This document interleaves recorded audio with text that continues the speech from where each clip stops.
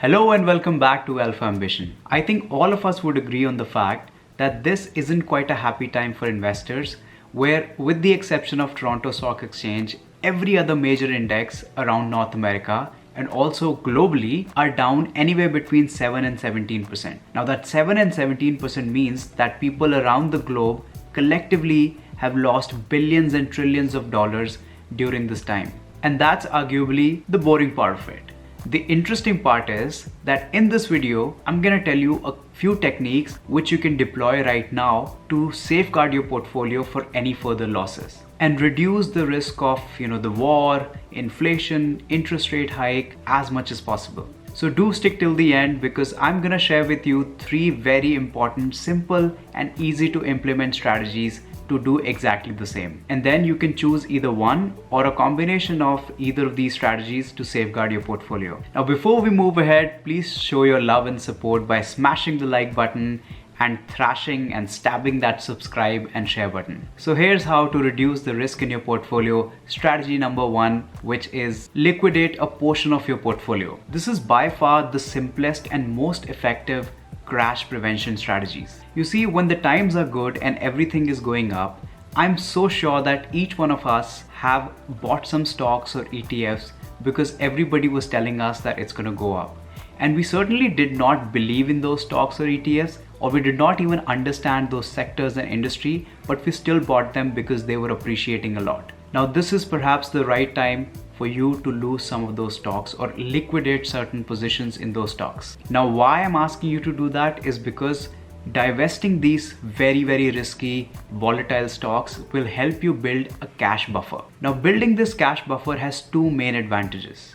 One, not only it will prevent you from further facing more losses in your portfolio because these stocks are anyway very volatile and very risky. The best part is that it will allow you to see the opportunities clearly and also invest in them when the time is right and when the opportunity knocks on your door. And if you're still not convinced that this may be the right strategy for you, let me ask you a simple question. How easy will it be for you to keep pouring more and more money in your portfolio when your portfolio is already sitting on a 60% loss? So it makes sense for you to liquidate some of your portfolio holdings which you anyway know are not gonna work or don't really align with your investing methodology. Alright, so moving on to strategy number 2, which is sell your high risk asset classes and immediately buy some defensive stocks and ETFs or low volatility asset classes. If you don't like the idea of liquidating your portfolio when it's already bleeding money and sitting on a pile of cash and waiting until the opportunity shows up or knocks on your door, what you can really do is that you can rotate from high growth, high risk stocks and ETFs to some of the more defensive stocks and ETFs in the space of consumer staples, healthcare, gold and other commodities. Now, if you're wondering what are these ETFs and stocks which are more defensive in nature and consumer staples related, then I would highly recommend you watching these 2 videos, and the links for these 2 videos will be in the description box below. And if you want to further go into more conservative strategy, what you can do is rotate these stocks, high growth, high volatility stocks, into buying bonds, and that too government bonds. Because logically speaking, government bonds are always a safer option compared to corporate bonds. Now, a question that you may ask here is, will this strategy completely eliminate the risk to my portfolio? Well, the short answer to that is no, not at all. But what it does is that since you would be gravitating towards more of defensive and low volatility asset classes, these may not go down as much as your other stock holdings that you already had. So it certainly provides a level of protection to your portfolio for any further losses. Last but not the least, a very, very important strategy here is to build or mold your existing portfolio into an all-weather portfolio. Now, because of this war that is happening right now, one thing is for sure.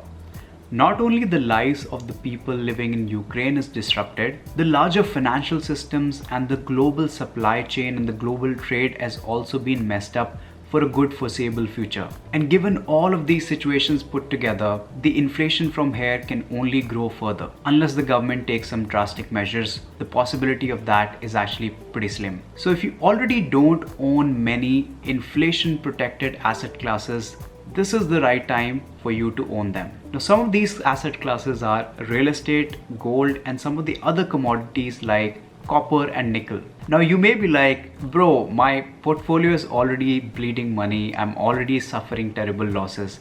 How the heck can I buy real estate?